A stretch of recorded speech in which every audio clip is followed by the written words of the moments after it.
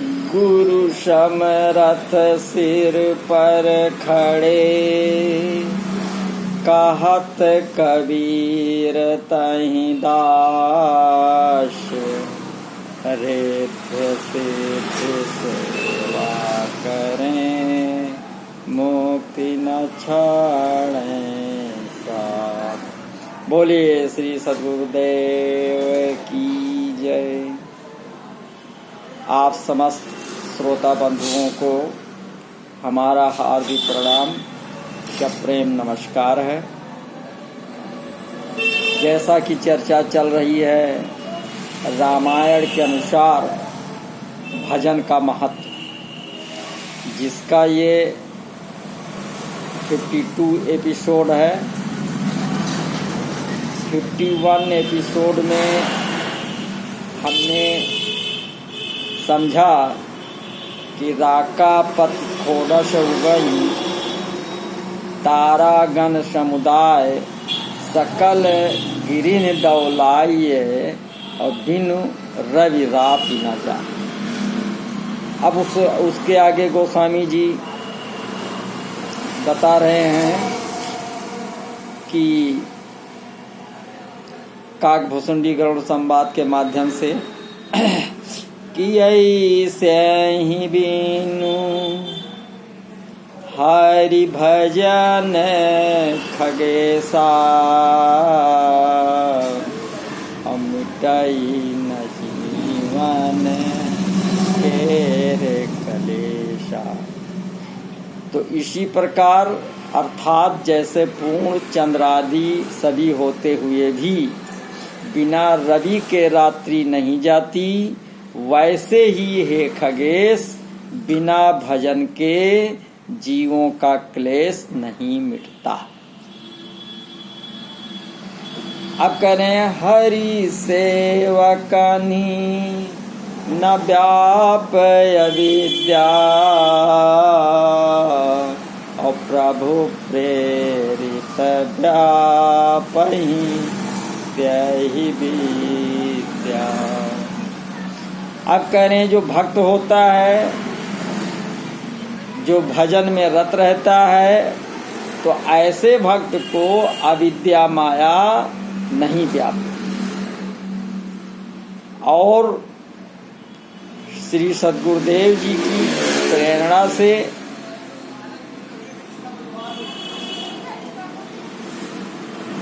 उसको विद्या माया व्यापती। प्रभु की प्रेरणा से प्रभु प्रेरित व्यापयते विद्या। तो प्रभु की प्रेरणा उसे क्या होती है? विद्या माया व्यापती है, अविद्या नहीं व्यापती। तो ताते नाश न होय दास कर, अभेद भगति बाढ़य विहंग भर। तो इसलिए ऐसे भक्त का, ऐसे प्रभुदास का नाश नहीं होता है। तो कहा हे पक्षी श्रेष्ठ विहंगवर, इससे भेद भक्ति बढ़ती है। तो ऐसे ही बिनु हरि भजन खगेसा, मिटे न जीवन केर कलेशा। तो यहाँ हरि भजन जो है वो सूर्य है, क्लेश रात्रि है। तो रात्रि का जाना यानी क्लेश का मिटना है। अब क्या है, ज्ञान जो है वो 16 कलापूर्ण चंद्र है, जिसमें जप तप ज्ञान वैराग्य योग यज्ञादि साधन तारागण ये आदि हैं, ये तारागण में से आते हैं। तो तत्वमश महावाक्यात का ज्ञान पर्वतों का दावानल है। तो इसी से ज्ञानवंत के दृष्टांत के संबंध से यहाँ क्लेश से योग शास्त्र में कहे हुए अविद्या अस्मिता, राग, द्वेष और अभिनिवेश, इन 5 क्लेशों से तात्पर्य है। यथा जप जोग विराग महामख साधन, दान दया दम कोटि करें, मुनि सिद्ध सुरेश गणेश महेश से सेवत जन्म अनेक मरें, निगमागम ज्ञान पुराण पढ़ें, तपसा नल में युग पूंज हरें, जरें और मनुष्यो प्रण रोपी कहें तुलसी, रघुनाथ बिना दुख कौन हरे। तो ये विनय पत्रिका की बातें हैं। तो इस कवित्व में 3 चरणों में पृथक पृथक कवी हुई बातों को भी चंद्र, तारागण और दौ ले सकते हैं। योग दावानल। अब हर भक्ति की विशेषता का कारण कहते हैं कि हर सेवक ही न व्याप अविद्या, भाव की जो जीव भक्त नहीं है उनको तो अविद्या व्याप्ति है और हर सेवक को नहीं व्याप्ति। यथा एक दुष्ट अतिशय दुख रूपा, ता बस जीव पराभव कूपा।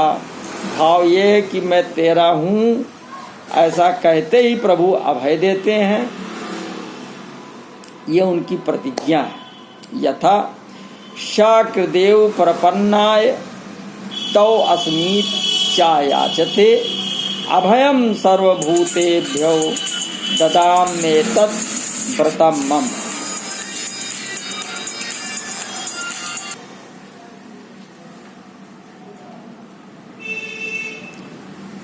तो उनकी प्रतिज्ञा है कि करऊं सदा तिनकै रखवारी,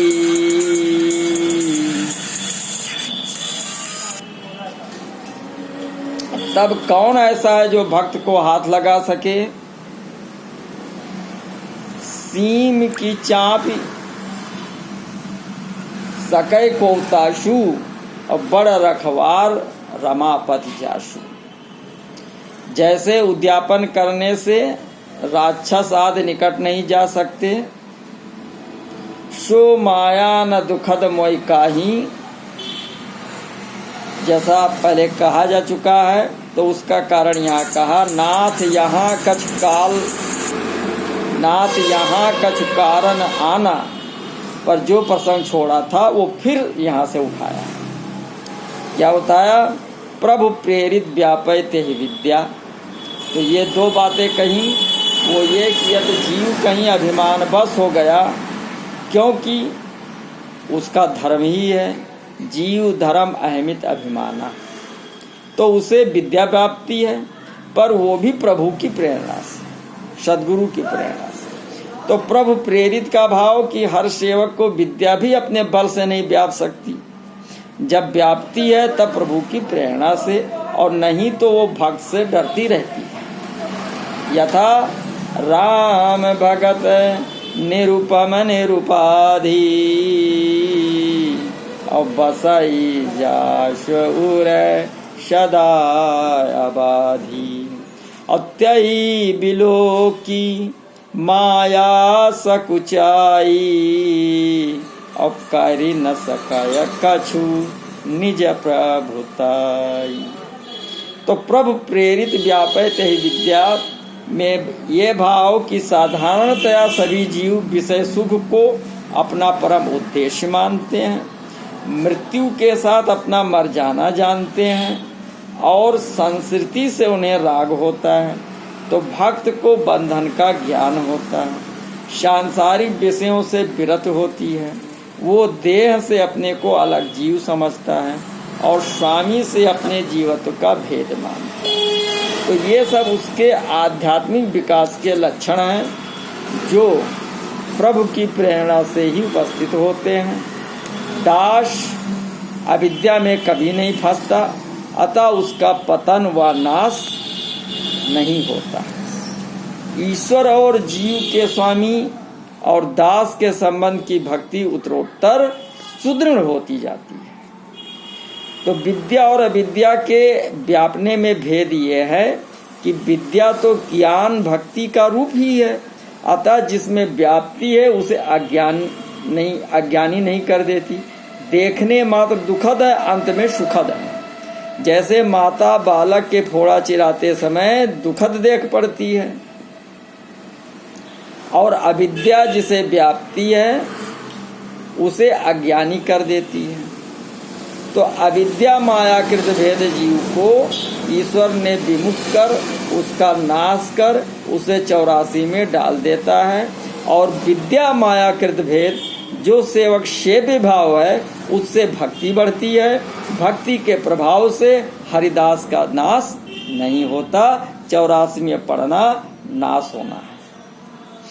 तो ताते तास न होई दास कर, ताते नाश न होई दास कर। तो नाश न होने का भाव कि उसका पतन नहीं होता। यथा कौन्ते प्रतिजानी ना में भक्ता प्रणश्यति। गीता अध्याय 9 का 31वां श्लोक है। ना वै जनो जातु कथम चा अनाव्रजेन मुकुंद सेव्य अन्य व दंग संसृति। स्मरन् मुकुंदां घ्रियु उपगुहनम पुनर्विहातम इच्छेन रसग्रहो यतः।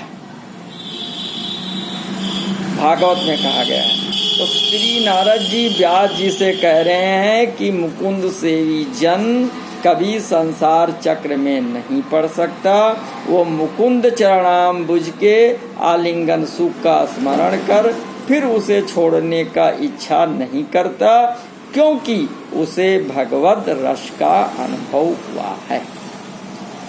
तो गीता में श्री कृष्ण जी ने कहा कि तू निश्चय जान कि मेरी भक्ति में लगा हुआ पुरुष नष्ट नहीं होता। तो उसका भाव यह है कि विरोधी आचरणों से मिश्रित होने पर भी वो नष्ट नहीं होता। प्रत्युत मेरी भक्ति की महिमा से समस्त विरोधी समुदाय का नाश करके वो सदा रहने वाली शांति को, विरोध निवृत्ति को प्राप्त करके शीघ्र ही परिपूर्ण भक्तिमान हो जाता है। तो आप हो आपको नीक क जानत, रावरो राम भरायो गढ़ायो, और कीर जो नाम रटे तुलसी, सो कहे जग जानकी नाथ पढ़ायो। तो सोई है खेद जो वेद कहें, न घटे जन जो रघुवीर बढ़ायो, और हाँ तो सदा खर को असवार, त्यार वही नाम गयंद चढ़ायो। ये कवितावली में गोस्वामी जी अपना भाव प्रकट कर रहे हैं। तो विद्या माया का व्यापार यह है कि ये जीव के प्रति भगवान के शरीर में जगत की स्थिति प्रवृत्ति दृढ़ कर देती है। उससे ये निश्चय हो जाता है कि मैं सेवक सचराचर रूप स्वामी भगवान। तो ये स्वामी सेवक स्वामी भाव की भेद भक्ति नित्य बढ़ती है। इससे भक्त का नाश नहीं होता। दास का नाश होना क्या है?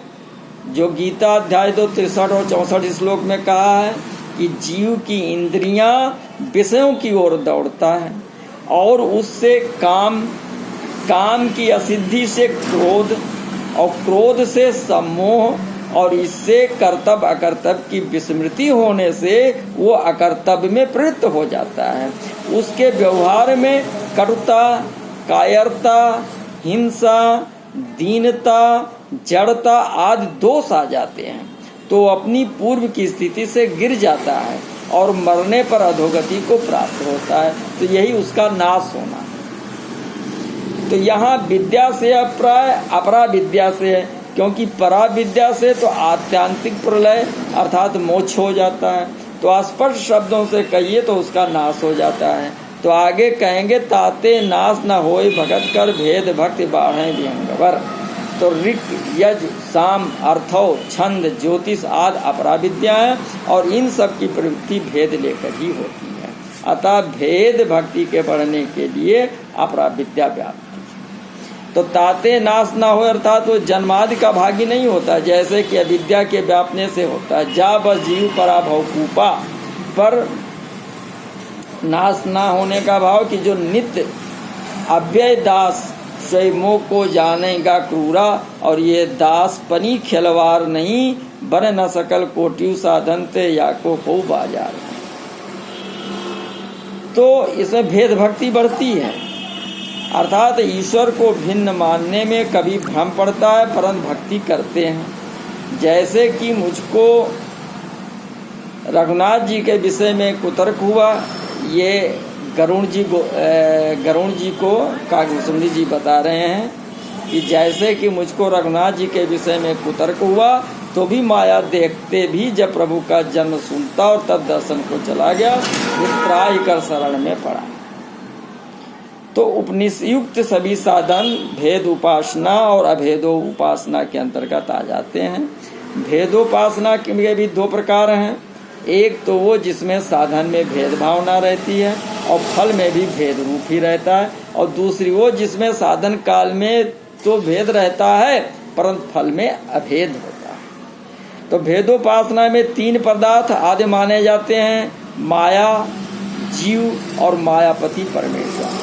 प्रकृति जड़ है और उसका कार्य रूप दृश्य वर्ग क्षणिक, नाशवान और परिणामी।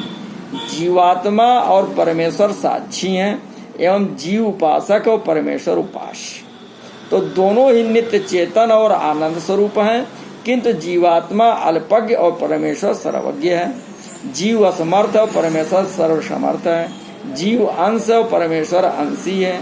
जीव भोक्ता और परमेश्वर साक्षी है एवं जीव उपासक और परमेश्वर उपास्य है। तो वे परमेश्वर समय समय पर प्रकट होकर जीवों के कल्याण के लिए उपदेश भी देते हैं सद्गुरु के रूप में। तो इस विषय में केनोपनिषद में एक इतिहास आता है जिसमें सिद्ध हो जाता है कि प्राणियों में जो कुछ भी बल, बुद्धि, तेज एवं विभूति है सब परमेश्वर से ही है। तो इस प्रकार उपनिषद में कहीं साकार रूप से और कहीं निराकार रूप से, कहीं सगुण रूप से और कहीं निर्गुण रूप से भेद उपासना का वर्णन आता है। वहाँ ये भी बताया गया है कि उपासक अपने उपास देव की जिस भाव से उपासना करता है उसके उद्देश्य के अनुसार ही उसकी कार्य सिद्धि हो जाती है। तो सारांश ये कि सर्वसुहृद उस सर्वशक्तिमान परमेश्वर को तत्व से जानकर उसी की शरण लेनी चाहिए। परमेश्वर की भेद रूप से उपासना का वर्णन विस्तार सहित आता है। भेद उपासना के अनुसार 4 प्रकार की मुक्ति बतलाई गई है। ये है सालोक्य, सामीप्य, सारूप्य और सायुज्य। तो उपनिषदांग से संक्षेप में उद्धृत है। श्री गोविंदिका जी का मत है कि सायुज्य मुक्ति में साधन में तो भेद है पर फल में भेद नहीं रहता। ये भगवान के स्वरूप में अभेद रूप से विलीन हो जाने को सायुज्य मुक्ति कहते हैं। पर भक्ति ग्रंथ में सुना जाता है कि सायुज्य के जीव भगवान के भूषण वस्त्र आदि रूप से उनके सच्चिदानंद विग्रह के स्पर्श सुख का अनुभव करते हैं। नारद पंचरात्र परम संहिता में सायुज्य के संबंध में सायुज्यम प्रतिपन्ना ये तीव्र भक्तास तपस्विना किंकरा मम ते नित्यम भवंत निरुपद्रवाः। सायुज्य वाले भी परिकर भाव से सेवा में ही आनंद पाते हैं। यही भाव विनय के खेलिबई को खगमृग तर किंकर हैं रावरो राम हो रहियों, और यही नाते नरकों सच पहियों या बिन परम पदों दुख दहियों, इतनी जिय लालसा दास की। तो इस पद में है ऐसा, तो वे परम पद प्राप्त होने पर भी कैंकर्य हो जाते हैं। अद्वैतवाद भक्ति के दो भेद मानता है, एक भेद भक्ति, दूसरा अभेद भक्ति। तो अभेद भक्ति का साधक ब्रह्म में लीन हो जाता और भेद भक्ति का साधक ब्रह्म में लीन ना होकर ता सानिध्य से मोक्ष सुख का अनुभव करता है। तो सो माया न दुखद मोय काही, आन जीव इव संसृत नाही, और ताते नाश न होय दास कर। क्या बताया कि ताते नाश न होय दास कर, भेद भगति बाढ़े भी हैं। तो यहाँ पर मैं कुछ और स्पष्ट रूप से बताना चाहता हूँ कि सगुण भक्ति से और निर्गुण भक्ति मिला करके 4 प्रकार की मुक्ति, शालोक्य, सामीप्य, सारूप्य और सायुज्य, ये प्राप्त होती है। लेकिन जब फिर से सृष्टि की रचना होती है तो फिर सभी जीव भवसागर में डाल दिए जाते हैं। यानी ये जो मुक्ति है ये परमानेंट मुक्ति नहीं, परम मोक्ष नहीं। परम मोक्ष जब हम सगुण भक्ति और निर्गुण भक्ति से ऊपर उठ जाएंगे और जब सत्य भक्ति में आएंगे, जिसको सद्गुरु भक्ति कहा गया है, तो श्री सद्गुरु जी के द्वारा जब हम भक्ति प्राप्त करेंगे और उनसे ज्ञान दीक्षा प्राप्त करके, श्री सद्गुरुदेव जी से दीक्षा प्राप्त कर जब हम उनके कृपा पात्र हो जाएंगे, तो इन 4 से ऊपर उठकर परम मोक्ष की प्राप्ति होती है। और परम मोक्ष की प्राप्ति का अर्थ होता है कि जहाँ जाए फिर हंस न आवे भवसागर की धारा, फिर वो इस संसार सागर में नहीं लौटता है और अपने अंशी के पास, अपने अंशी के लोक में, अपने अंशी के संरक्षण में वो वहीं पर विराजमान रहता है और आनंद नहीं परमानंद की प्राप्ति करता है, परमानंद में सदैव निमग्न रहता है। तो इस प्रकार से पहला ये सब सीढ़ियां हैं भक्ति की। सगुण भक्ति से 2 प्रकार का मुक्ति मिलता है, शालोक मुक्ति और सामीप्य मुक्ति। इसके बाद में फिर उसके ऊपर है निर्गुण भक्ति, इससे 2 प्रकार का मोक्ष मिलता है, सारूप भक्ति और सारूप मुक्ति और सायुज्य मुक्ति। और तीसरा जो है जिसका वर्णन केवल कबीर साहब जी के ग्रंथ में मिलता है, और कबीर साहब जी ने परम सत्य भक्ति की बात बताई।